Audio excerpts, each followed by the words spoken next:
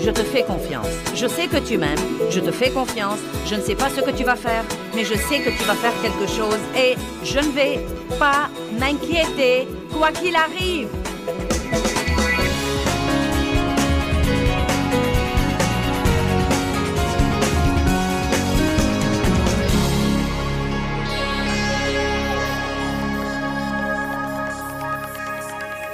Père, nous te rendons grâce pour la parole aujourd'hui et je prie que les vies des gens changent.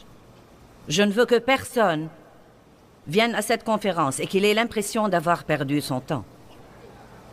Je veux que le message soit bien compris et qu'il porte du fruit qui dure longtemps. Merci Seigneur pour avoir aidé. Au nom de Jésus, Amen. Jésus a dit, venez à moi, vous tous qui êtes fatigués et chargés et accablés. Et ça s'applique à tout le monde dans notre société aujourd'hui. Et moi, je vous donnerai du repos.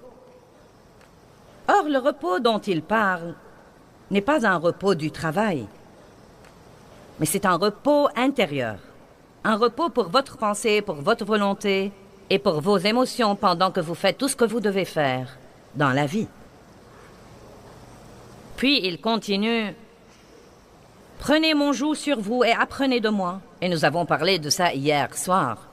Prendre le joug de Christ veut dire que, quelle que soit la chose que vous devez faire dans la vie, vous devez demander à Dieu de vous aider. Vous devez prier et demander sa force. Et à ce moment-là, vous et lui pouvez affronter toutes les éventualités. Sans lui, nous ne pouvons rien faire, mais avec lui, nous pouvons tout faire. Cela veut dire aussi que bien que des choses désagréables puissent survenir dans notre vie, des personnes désagréables, des défis, des choses que nous aurions certainement voulu ne pas avoir à affronter, nous croyons que Dieu ne nous tente pas par le mal ou par des choses mauvaises, mais qu'il utilise ces choses pour notre maturité spirituelle. Nous avons dit que Dieu mettra parfois dans une relation, disons dans un mariage, il mettra une personne ordonnée avec une personne désordonnée. Il mettra une personne très rapide avec une personne lente. Il mettra une personne qui parle beaucoup avec une personne qui parle peu et qui aurait voulu que l'autre ne parle pas beaucoup non plus. Et vous savez, Dieu ne nous fait pas de mauvaises farces quand il nous met avec ces personnes qui nous exaspèrent et nous mettent en colère. Il nous donne plutôt une occasion d'acquérir la nature de Christ. Vous ne pouvez rien acquérir sans avoir quelque chose qui vous pousse à l'exercer. Je pouvais développer mes muscles, mais je ne les ai pas développés avant de commencer à m'exercer. Nous avons la capacité de marcher dans le fruit de l'esprit. Quand vous recevez le Christ, une graine de tout ce dont vous avez besoin pour être à l'image de Christ est plantée en vous. Vous avez ce dont vous avez besoin pour être une personne pieuse.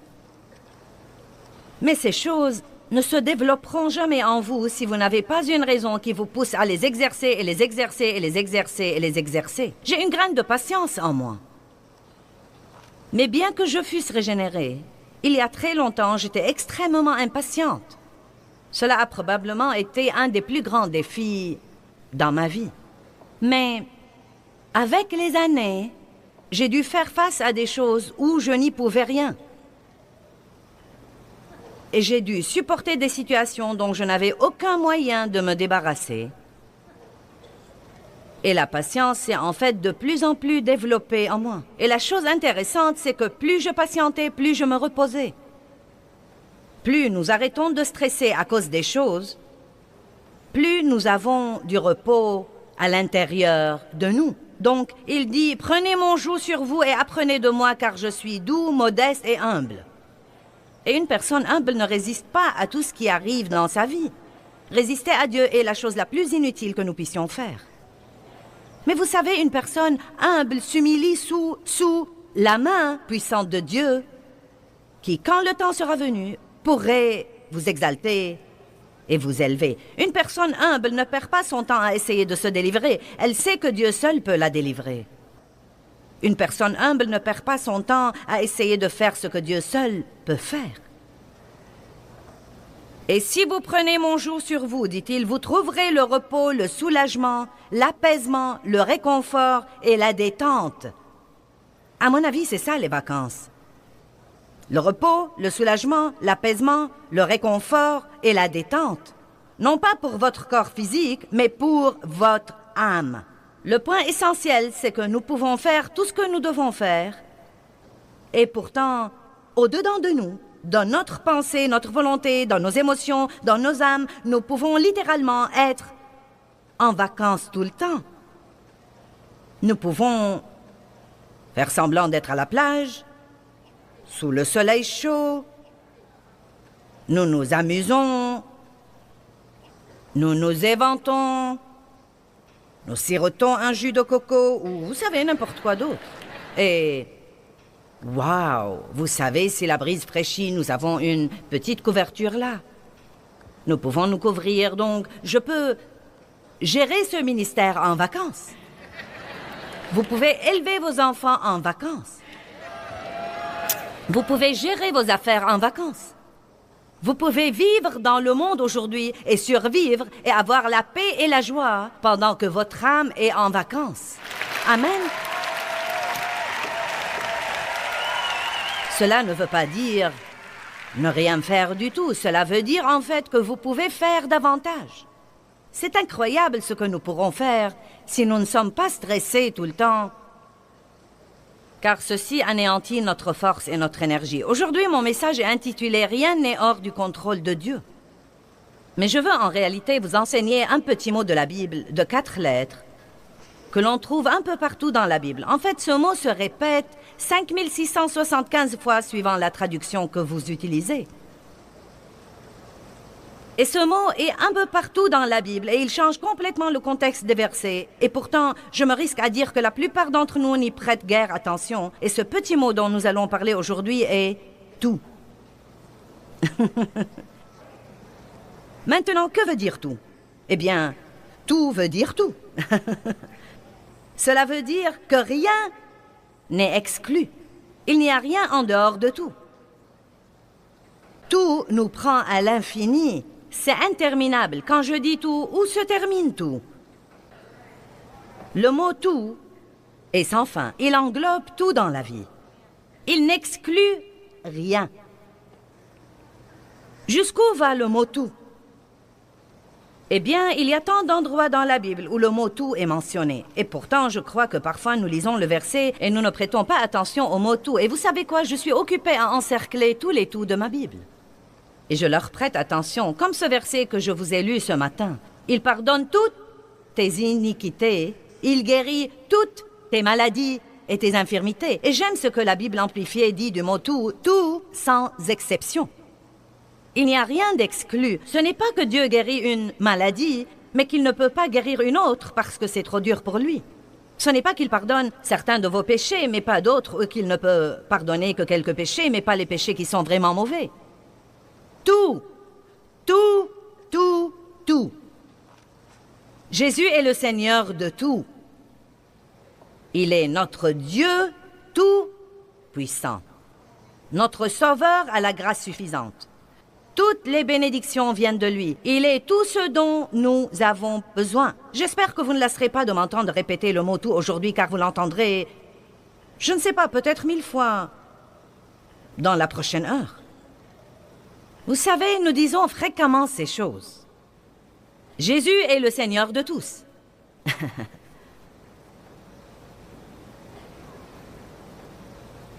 Il a tout pouvoir. Il pardonne tous mes péchés. Mais je me risque à dire que nous ne croyons vraiment pas ça. D'une manière ou d'une autre, nous ne comprenons pas que ça inclut tout. Le mot « tout » ne laisse rien hors du contrôle de Dieu.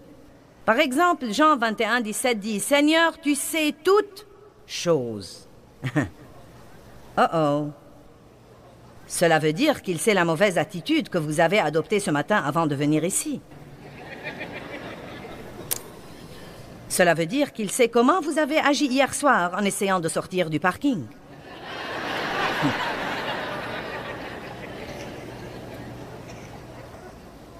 Cela veut dire aussi qu'il savait tout sur vous avant de vous inviter à avoir une relation avec lui. Dieu n'est jamais surpris. Il ne dit jamais « Ah, je ne m'attendais pas à ça ». Vous savez, quand nous avons des problèmes, nous nous disons « Oh mince alors, je ne m'attendais pas à ça ». Mais Dieu sait tout depuis le début et il a déjà un plan. Dieu a résolu tous nos problèmes avant même que nous ne les ayons. Et si nous pouvons comprendre à quel point il est tout-puissant et omnipotent et universel, nous pourrons vivre la vie pendant que notre âme est en vacances. Car bien que nous ne sachions pas ce que nous devrions faire, nous connaissons celui qui sait tout. Dieu sait, quand vous avez un problème et que quelqu'un vous dise « Que vas-tu faire ?» vous pouvez dire tranquillement « Je ne sais pas, mais ça n'a pas d'importance parce que je connais celui qui sait. » Si vous saviez pour combien d'années de ma vie j'étais malheureuse en essayant de comprendre des choses que Dieu seul savait et n'allait pas me révéler. Pourquoi Dieu, pourquoi? Quand Dieu, quand? Pourquoi Dieu, pourquoi? Quand Dieu, quand? Dieu sait tout et il fera ce qu'il voudra, quand il voudra. Et il ne nous dit pas beaucoup de choses, car si nous croyons que nous savons tout, nous ne nous fierons pas à lui. Il veut que nous nous fions à lui, même quand nous ne comprenons pas. Il veut que nous ayons confiance en lui quand les choses n'ont aucun sens. Il veut que nous ayons confiance en lui quand tout semble si injuste. Il veut que nous ayons confiance en lui quand notre douleur est insupportable. Il veut nous entendre dire une chose: Dieu, je te fais confiance. Je sais que tu m'aimes, je te fais confiance. Je ne sais pas ce que tu vas faire, mais je sais que tu vas faire quelque chose et je ne vais pas m'inquiéter quoi qu'il arrive.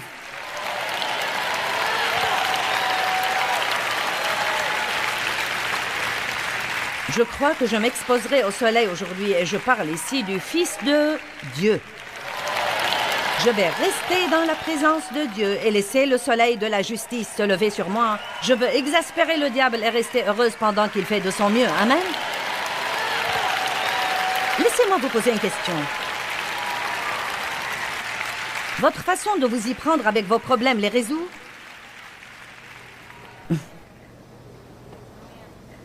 La moitié du temps, nous pensons et nous raisonnons, puis nous pensons que nous avons compris quelque chose pour découvrir par après que nous ne savons rien de rien. Le souci ressemble à s'asseoir dans un fauteuil à bascule toute la journée. Cela vous occupe toute la journée. Oh Dieu, que puis-je faire? Je ne sais que faire, Dieu. Que veux-tu que je fasse? Oh Dieu, que veux-tu que je fasse? Et ce qu'il y a, c'est qu'en fin de compte, vous restez sur place. Vous vous êtes occupé, mais vous n'avez pas progressé. La seule chose qui pourrait nous empêcher de nous inquiéter, c'est de nous inquiéter assez longtemps jusqu'à ce que nous ayons finalement la révélation. Ça ne sert à rien. Quand j'enseigne les gens, je n'aime pas dire « ne faites pas ceci et cela ». J'aime essayer de vous enseigner comment. Vous savez, un moyen dont vous pouvez appliquer ces messages. J'ai pensé à cette histoire de s'inquiéter et Dieu, que puis-je dire aux gens pour qu'ils ne s'inquiètent plus? Et je crois que la plupart du temps, vous devez vous inquiéter assez longtemps jusqu'à ce que vous en ayez assez et que vous vous rendiez finalement compte, ça ne s'avance en rien ni avance les autres et je ne vais plus le faire. Sinon, vous continuerez à écouter des messages qui disent « ne vous inquiétez pas » jusqu'à ce que vous vous rendiez compte que ça ne sert à rien de s'inquiéter. Allons à Matthieu 28, 18. Je vais essayer de vous parler de ce que je considère être les tout les plus importants de la Bible. Et celui-ci se rapporte à la puissance de Dieu et à la puissance qui est à notre disposition comme croyants en Jésus-Christ. C'est vraiment étonnant ce que le diable veut que nous ayons une mentalité de faiblesse. Je ne peux pas faire ça, je ne peux pas le faire. C'est trop pour moi. Oh non, je ne suis pas prêt pour ça. Oh, je ne peux pas le faire. Oh non, je ne sais pas comment faire ça. Mais nous sommes équipés de la même puissance qui a ressuscité le Christ d'entre les morts. Le saviez-vous? Allez, je ne veux pas être sermonneuse aujourd'hui. Je veux que vous me compreniez. Nous sommes équipés. Vous avez... Non pas, peut-être que vous pourriez avoir, vous l'aurez peut-être un jour si vous faites un effort, mais si vous avez sincèrement reçu Jésus-Christ comme votre sauveur, si vous croyez vraiment qu'il vit en vous, la puissance qui a ressuscité le Christ d'entre les morts se trouve aussi en vous.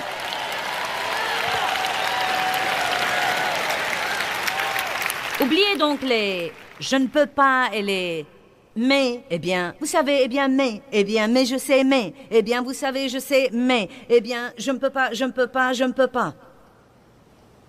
J'ai entendu une fille dire cette semaine, les miracles viennent avec les « je peux ». Je puis toutes choses par le Christ, qui me fortifie. Matthieu 28.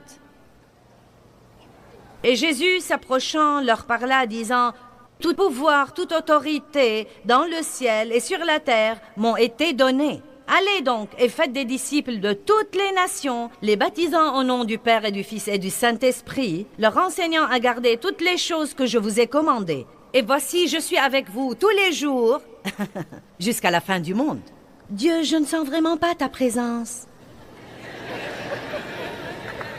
J'ai prié ce matin et je n'ai pas senti que Dieu était quelque part, même pas dans le quartier. Eh bien, ne vous inquiétez pas de ce que vous ressentez. Arrêtez de laisser vos sentiments voter. Jésus est avec vous tout le temps. Il a dit, voici, je ne vous laisserai point et je ne vous abandonnerai point. Jésus a dit, je serai avec vous tous les jours de votre vie. Allez, ne spiritualisez pas trop ce verset. Quelle est la chose que vous sentez que Dieu vous demande de faire dans la vie? Êtes-vous dans un mariage difficile, mais vous sentez que Dieu vous demande de tenir bon? Avez-vous un enfant qui est sur le point de vous rendre folle, mais vous savez que vous devez rester avec lui et croire en lui et que Dieu va...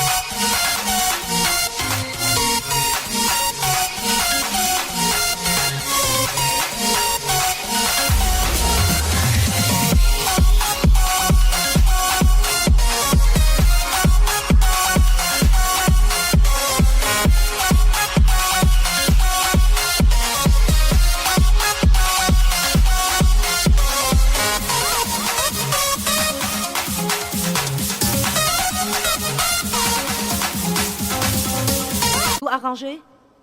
Avez-vous fait beaucoup d'erreurs dans le passé et des choses que vous n'auriez pas dû faire? Et maintenant, vous avez beaucoup de dettes et vous avez dans votre vie beaucoup de désordre à arranger. Et vous sentez souvent que c'est trop accablant pour y toucher. Et vous essayez depuis 5 ans déjà et vous sentez que vous n'avez fait aucun progrès. Vous savez quoi? Quelle que soit la chose que vous devez faire, que ce soit gérer un ministère mondial, ou rouler dans le trafic, ou élever vos enfants, ou faire face à une situation difficile, ou des beaux-parents avec qui vous devez vous entendre, ou ne pas avoir un bon logis. Tout pouvoir lui a été donné dans le ciel et sur la terre. Par conséquent, vous pouvez donc faire ce qu'il vous a demandé de faire.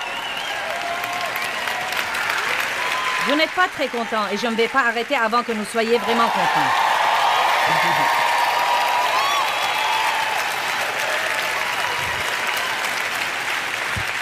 Les gens me demandent tout le temps... Qu'est-ce que ça te fait d'avoir à faire tous ces voyages et à t'éloigner tout ce temps de la maison? Je ne me pose jamais la question. Arrêtez de vous demander ce que vous ressentez, car sinon vous aurez toujours de mauvaises réponses. Ne vous demandez pas ce que vous pensez. Faites simplement ce que vous savez dans votre esprit que Dieu veut que vous fassiez. Si Dieu vous a...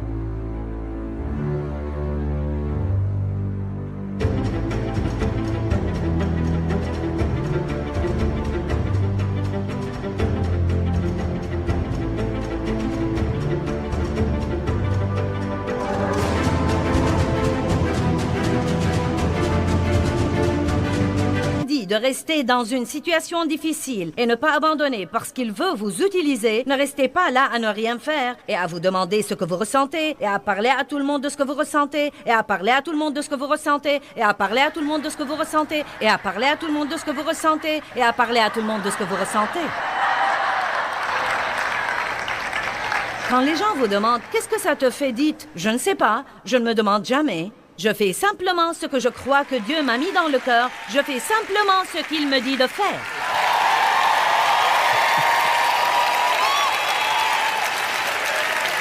Si votre âme est en vacances, elle n'a pas le droit de ressentir quoi que ce soit.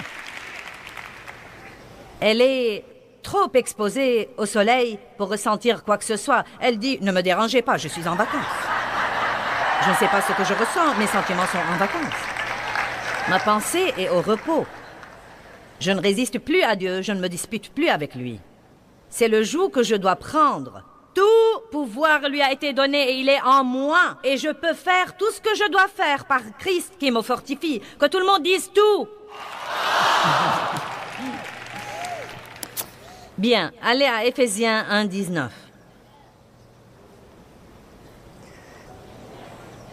Chaque fois que vous êtes tenté de dire « Eh bien, je ne crois pas que je peux faire ça »,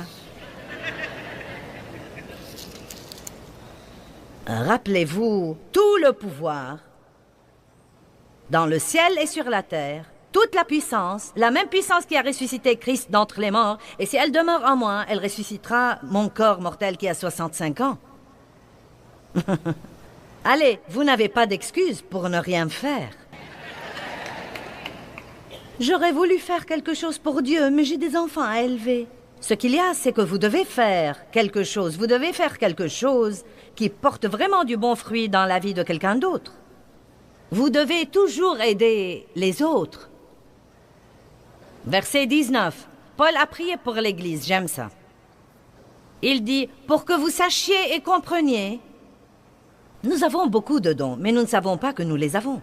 Si vous ne savez pas que vous les avez, vous ne pouvez pas les utiliser. Pour que vous sachiez et compreniez quelle est la grandeur infinie, illimitée, exceptionnelle de sa puissance en nous et pour nous qui croyons. Maintenant, si vous ne croyez pas que cette puissance est à votre disposition, elle ne sera pas libérée en vous. Je vais répéter, si vous ne croyez pas que cette puissance est à votre disposition, elle ne sera pas libérée en vous. Tout ce que Dieu veut nous donner est libéré dans notre vie. Il a déjà été acheté et payé par le sang de Christ, mais il est libéré dans notre vie par la foi. Nous devons vraiment croire ce que dit la parole de Dieu. Et là encore, vous devez croire ce que dit Dieu plus que ce que disent vos sentiments, ce que dit votre pensée, ce que dit votre expérience et ce que disent vos amis. Verset 20. Qu'il a déployé en Christ, en le ressuscitant des morts et en le faisant asseoir à sa droite dans les lieux célestes, au-dessus de toute domination, de toute autorité, de toute puissance, de toute dignité et de tout nom qui se peut nommer, au-dessus de tout titre qui peut être conféré non seulement dans le siècle présent et le monde présent, mais encore dans le siècle et le monde à venir. Il a mis toutes choses sous ses pieds. Vous dites, eh bien, oui, mais c'est le Christ, c'est sous ses pieds. Eh bien, nous sommes son corps.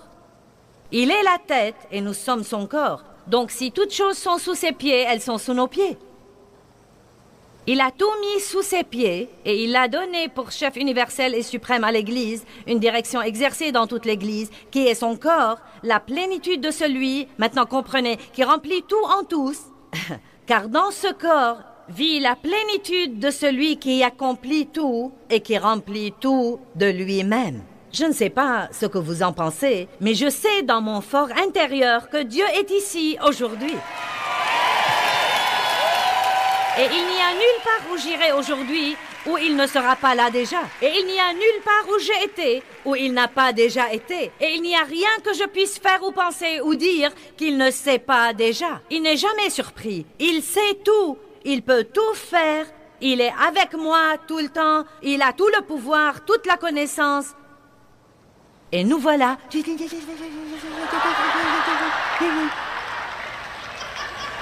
Allez, débarrassez-vous des foutaises. Ouh! Il est temps d'adopter une nouvelle attitude et de savoir qui nous sommes en Christ.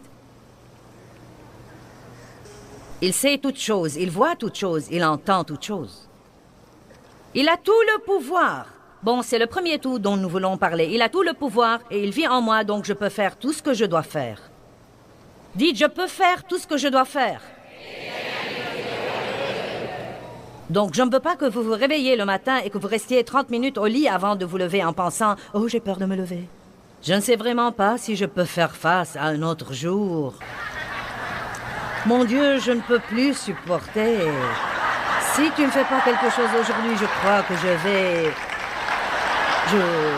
Oh mon Dieu, j'en ai vraiment assez. » Allez, je sais ce que vous dites. En fait, je dis les mêmes choses parfois.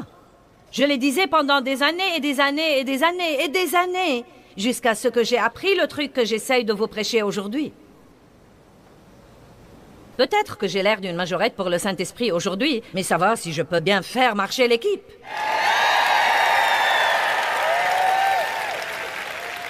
Maintenant, combien de nos péchés nous a-t-il pardonnés? J'aime ça. Ésaïe 38, 17 dit... Écoutez bien, tu as jeté tous mes péchés derrière ton dos. Maintenant, j'aime ça parce qu'il ne dit pas qu'il les a mis de côté au cas où il aimerait les vérifier. Il n'a pas pris mes péchés pour les mettre dans cette boîte au cas où il aurait besoin de quelque chose pour me donner un coup sur la tête plus tard. Pourquoi est-ce que la Bible dit qu'il les a jetés? Il les a jetés. Il les a jetés derrière son dos. Parce que Dieu ne s'arrête jamais et ne revient pas en arrière pour regarder quelque chose du passé, oubliant ce qui est en arrière et se portant vers ce qui est en avant.